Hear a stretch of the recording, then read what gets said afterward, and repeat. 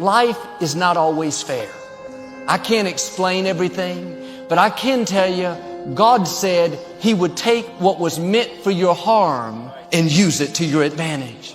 He said He would give you beauty for the ashes, but I've learned you have to let go of the ashes before you receive the beauty. You can't hold on to the old and expect to receive the new. The past is over and done. That's why it's called the past. Quit dwelling on it. Quit reliving it. You're not going to understand everything that happens, but God has a purpose. He knows how to bring good out of it. Keep moving forward. You cannot get people to believe in your dream until you believe in it yourself. Stop asking people to invest in things where you have no investment. Nobody's going to put into your dream before you put in. You have to invest in what you dreamed for. It was my dream. It was my goal. I don't expect you to believe in my dream like I believe in my dream. And the problem with some of y'all is you want somebody else to support your dream. It's yours. It's your dream. If you want it to happen, get your butt up and make it happen. If you want it to happen, rise and grind. I have never met anybody who became incredibly successful in any area of their life until they had suffered and sweated and sacrificed and kept their focus and fought through tears and trials and tests. And if you have a dream and you commit to it, it will come to pass.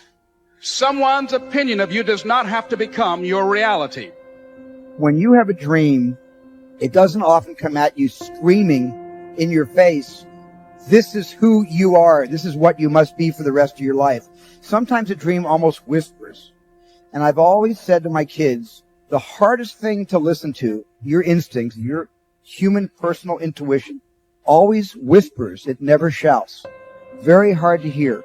So you have to, every day of your lives, be ready to hear what whispers in your ear. It very rarely shouts.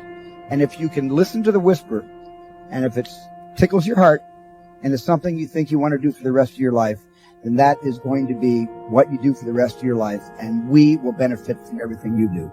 Anybody can dream it, but you'll never see it until you're willing to be committed to it. I was telling somebody the other day, we worked when we didn't have food. We worked when we didn't have lights. I was putting my whole check in the offering, all of it, trying to keep it going. When I finally got some staff, I went on the road preaching. And whatever I made on the road preaching, I brought it home to make the payroll of the staff. And sometimes I got them paid and couldn't pay me. Commitments. Looked like a fool. Didn't have any clothes. Suits was falling off me. They laughed at me. Looked like an old raggedy country preacher. I had holes in my shoes. I couldn't kneel down and pray because if I knelt down to pray, they would see holes in my shoes. They laughed at me. They said that boy's lost his mind. He'll never be nothing. He stutters. He's got a lisp when he speaks. He'll never be a preacher. I don't care what you say.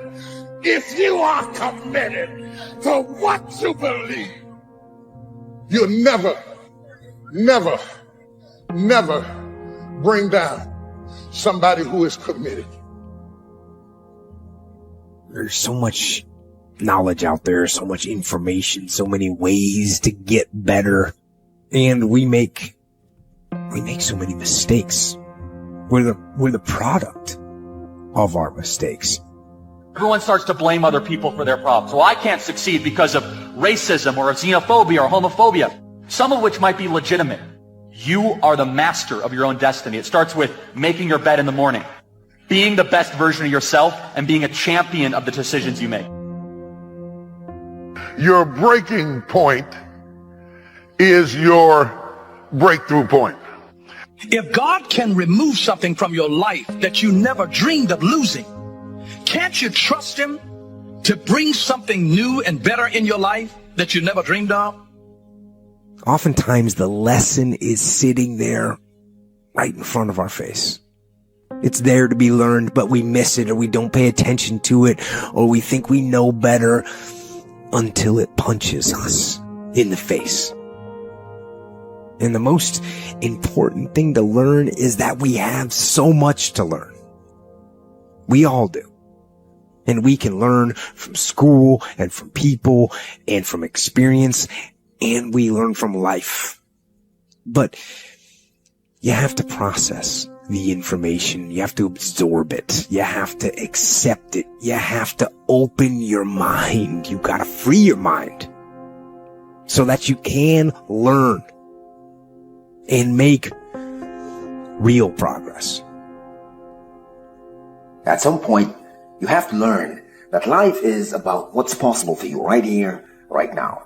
It's about how high you can jump today, not where you fell yesterday. If you're going to live fully, this is the correct attitude. Right here, right now. So what's the problem? Why do we run away from the moment? Why does the moment terrify us? It's supposed to be simple. From this point right here, right now, you can create the rest of your life. The decision in the moment to change. But it's not that simple. It's not that easy to just capture the moment. The reason it's so hard to capture the moment is because the moment is always dragging along the past or preparing for a future. The moment, for most people, is either depressing, that is when the past is tagging along, or it's riddled with anxiety, that's when you can't trust the future. Depression and anxiety, where you came from and where you're going, are constantly spoiling the moment.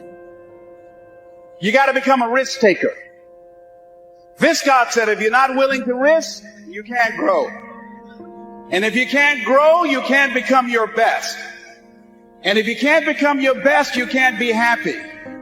And if you can't be happy, then what else is there? You know what? I saw Dr. Norman Vincent Peale 23 years ago. But for 13 years, I wouldn't take the chance. For 13 years, I was living in my comfort zone. For 13 years, I kept saying, I can't do that. There's an old African proverb that says, if there's no enemy within, the enemy outside can do us no harm. You get one shot at this gig right here. Life. One life. That's all you've got. And regret, in and of itself, it's worthless. It does nothing for you. In fact, the only valuable thing in regret is the lesson you learned, the knowledge that you gained. But walking around filled with regret gets you nothing. So, learn and move on. Don't let regret beat you down. Don't be a slave to regret. No. Let it teach you. Let it make you better. When you are trying to get to the next level, and you can see where you're trying to get to, there is a ceiling that you have to break through. But in order to get to the next level is because you can see what you want to become. But the only reason you can see the next level is because this ceiling is made of glass. In order to get to the next level, you must be willing to break through the glass. Anytime you break through glass, you are going to get cut. You are going to bleed. And in order to get to the next level, you are going to have to give up something that you care about. You cannot take everything with you. See, all your friends, they can't go to the next level because they'll get up there with you, and the way they behave, they'll mess it up for you. The cut is going to put some bruises and blood. But that's the only way to get to the next level. I understood that. I knew that I could not remain the same and change. You got to grow. You can't hang out with everybody you've been hanging out with to go to the next level. You can't do everything you used to do. If you do that, you'll never grow. If you're going to be successful, you have to take risks. I have never known a successful person that didn't come to the line, didn't come to the edge, and then have to weigh this whole situation. Should I go forward? Or should I stay in the safety zone, in the comfort zone? And what I have known is every successful person has been daring. They've put, at times, their reputation at risk. They at times have put their time at risk. They at times have put their money at risk. I'm not talking about foolish throwing things to the wind. No. I'm talking about the fact that if you want to be better than average, you've got to get out of the average comfort zone that most people are in. The financial rewards of life are determined usually by the risk that we take to have them. Most of the people that do well because they reach far. You still have a dream of living your perfect life, but you failed at it twice, and you've lost some good friends already in the process. What are you going to do? This is what the moment feels like. It comes sometimes in a rush. It comes suddenly, but when the moment comes, what are you going to do? This is what right here and right now looks like. It doesn't happen outside of your fears or your doubts or anxieties. The moment happens with your fears. It happens with your doubts and with your anxieties. And these things are asking you, what are you going to do? The people who make it in this world are the people who arrive at the moment. They feel the fear and they step forward anyway. They feel the doubt and they reach anyway. They feel the anxiety. The anxiety for them is real, it's engulfing, but they take a leap anyway. You can run from it. You can try to hide. But 5 years from now, after you've missed opportunity, after more things have broken in your life, after pain has turned into suffering, you'll arrive again at the moment, where it's not about where you came from or what happened to you, or about the future you can't control. When you get there again, what are you going to do? Because the moment is all you get. Right here, right now, is all you really have. What's possible for you right here, right now? Whatever that is, go after it now. Let the fear of regret fuel you to take action today, now. To take action now to become a better person. Not filled with regret, but filled with knowledge. Filled with knowledge and strength and power and filled with life. No matter how disguised the urge, everybody wants to do something extraordinary. Everybody wants to be the hero of their story. And everybody has a dream, a vision of what's possible for them, despite the circumstances. I've discovered that some people can take a dream and turn it into an unbelievable reality, while others take that same thing, that dream, and turn it into an absolute failure. You see, it's easy to say, I have a dream. That's easy. You can say that when the enthusiasm is there. You can say that when your friends are still with you. You can say that when you have enough money in the bank. But I'm telling you, it's hard to say, I still have a dream. I still have a dream. Can't you say that after your phone stops ringing? Can't you say that after your friends turn on? And after the people that you're doing it for stop believing in you? And you stand up and say, I still have a dream. Dream chasing isn't for the serious. It's for the sincere. And the difference between being serious and being sincere is that serious people have a can-do attitude. But sincere people have a must-do attitude. That's how dreams become reality. They become a must.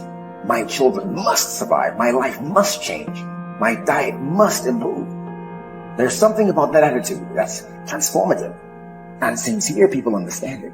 They understand that your dreams can shape-shift on you. You thought your dream was setting you up for something over there. But no, it's dragging you over here into this corner.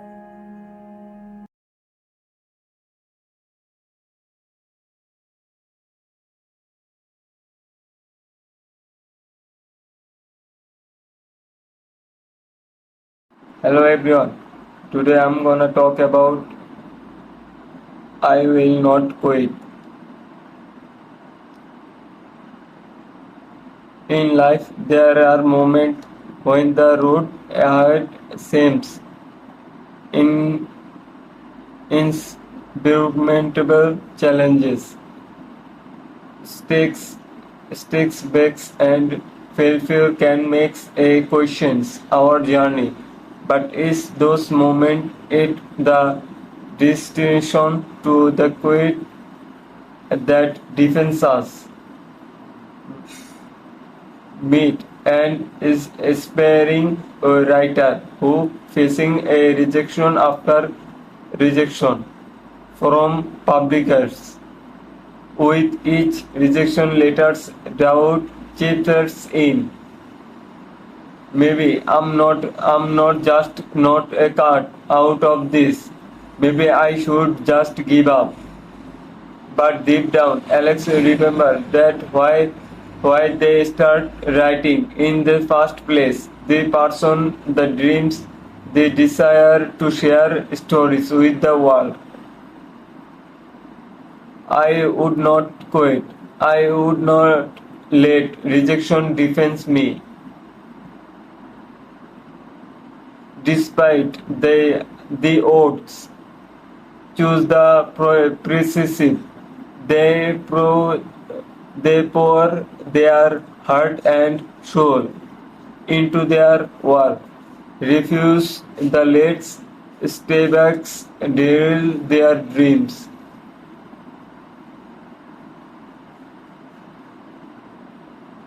Reading is the email from a publisher, their eye wielding a despair. They want to publish my book.